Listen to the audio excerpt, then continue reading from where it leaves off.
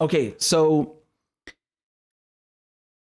Joe Biden is, as you know, he's busy picking a rainbow coalition for his incoming death cult administration. And so, we saw him pick an all-female White House communications team. He also picked Avril Haines, who's former CIA. She's also one of the architects of Obama's drone program and the legal framework that it encompassed it. And, he also made sure to put the first black man in charge of the Pentagon, right? Lloyd Austin. And so we have a very diverse cabinet coming in, right? They're going to paint all the drones pink, rainbow colored B-52s, you name it. Okay, more diversity while killing people of color. So now the latest pick that we've gotten is Samantha Power. So Biden has picked her to lead USAID. Okay. I don't know if some of you remember her. She used to be the U.S. ambassador to the UN during the Obama years. Maybe you remember her. She's extremely intolerable and obnoxious. And so, yeah, Joe Biden, he's named her to head the U.S. Agency for International Development, citing her deep experience addressing crises around the world.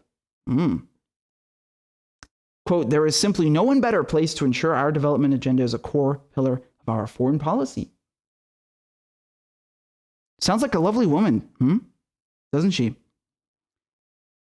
I have several articles pulled up, by the way. We'll get to what she did before. So he says, Power said after the appointment, our security is connected to the security of people who live elsewhere. Many of the issues we in the U.S. are grappling with, the pandemic, the economic crises, climate consequences, threats to the rule of law, even to democracy, these are issues that people all around the world are grappling with. Please, you've done enough. We're good. You've done enough. Go away. Go away. So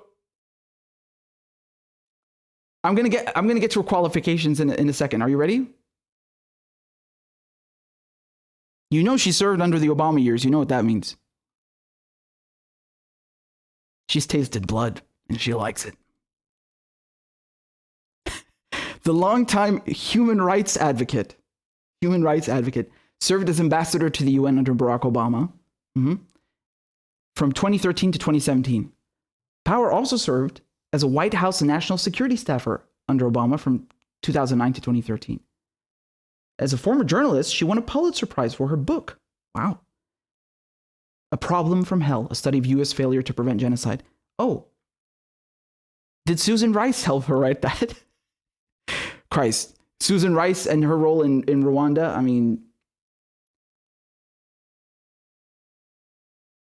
Power covered the war in Bosnia in the 1990s as a freelance correspondent. Power clashed badly with Obama over whether the U.S. should intervene militarily in the war in Syria. Aha. A cloud that hangs over the legacy of the Obama administration. Power argued for action, but ended up on the losing side, drawing accusations of betrayal and hypocrisy from many former supporters and colleagues. The U.S. gave limited support and training to rebel groups, but made no direct military intervention. That's a good joke. Even after Bashar al-Assad crossed Obama's, quote, red line on chemical weapons, killing hundreds in rebel-held suburbs of Damascus with a sarin gas attack in 2013. So, this is what I love about the mainstream media, right? They'll say like, she's a warmonger and she didn't get her way, which was really a shame. And, it is what it is. Fortunately, though, she'll be put back in a position of power where hopefully maybe she can carry out further atrocities, right? But she's a woman, so it's great. They were saying the same thing, by the way, about, what's his name, Blinken. That, he was, there was some friction because he was in support of intervening in Syria, and Obama didn't intervene. And again, they make this assertion here that, Obama administration never interfered in Syria. What the fuck does that mean? If you're giving military support, you're giving weapons, logistical support, supplies to fucking rebel groups, how are you not intervening? You literally have fucking troops there wearing your flag. You had special forces conducting operations there. You've intervened in every capacity, not just directly, also indirectly through proxies. Who wrote this? Like, this is such a brazen denial of reality. I mean, it's obscene. It's like saying, 2 + 2 = 15. What? What the fuck are you talking about? Lunacy. Like, they still parrot this bullshit years fucking later. And so, again, with the sarin gas attack, what's really interesting here is, they forget to mention that after this happened in 2014, the OPCW, with the US, the whole international community, dismantled Syria's entire chemical weapons stockpile in 2014. And then they come back and tell you, oh no, but there was a gas attack in 2018. With what fucking weapons? And they still lie about that, right? The New York Times still, they have never retracted their bullshit about the Duma gas attack. Everyone, they still parrot it to this day. Unbelievable. So, as I was saying before, one of her other qualifications, right? She ran over a child in Cameroon. Her convoy, at least. Right? Killed a child in Cameroon. And of course, nothing happens. Right? Power said she learned of the death with great sorrow. The motorcade was moving at a fast clip, exceeding 60 miles per hour. So they ran over this kid, okay? The vehicle that hit the boy initially stopped, but was ordered by American security forces to continue traveling through the unsecured area. They fucking ran this kid over and then rushed away. Wow. I mean, this seems to be a habit that American diplomats have of just running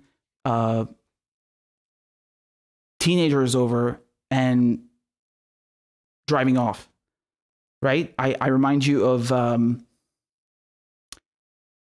Sakoulis, if I'm saying her, if I'm pronouncing her name correctly. She killed Harry Dunn in the UK, 19. She fucking ran him over because she was driving on the wrong side of the road, and then she lied about having diplomatic immunity and just fucked off back to the United States. And then the Trump administration is like, nope, we are not extraditing her. And it turns out she's a CIA spy. And the UK government knew that she was supposed to be prosecuted, and they let her get away anyway. Interesting, right?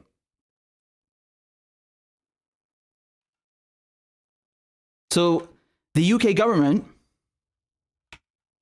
has no problem making Julian Assange suffer,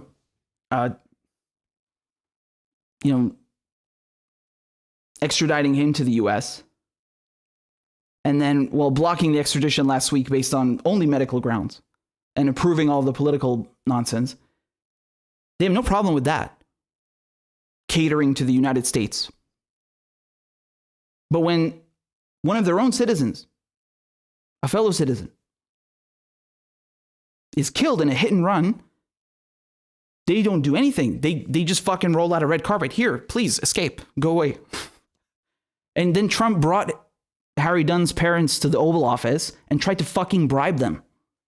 He tried to fucking bribe them with money to stop, pushing for charges. And of course, the case is not going anywhere because neither the UK government nor the US government are doing anything. So this seems to be a habit with US diplomats where they just fucking do hit and runs and, they're never held accountable. It's whatever.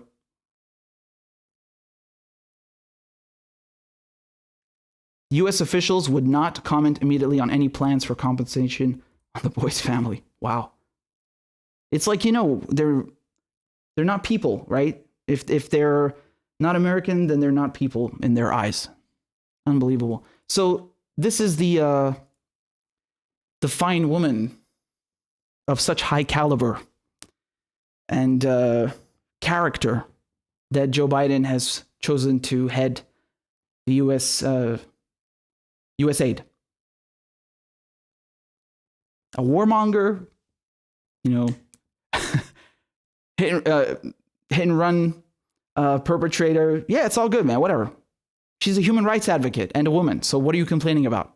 Be quiet. Be quiet, or else you support Trump and you're a fascist. Fuck.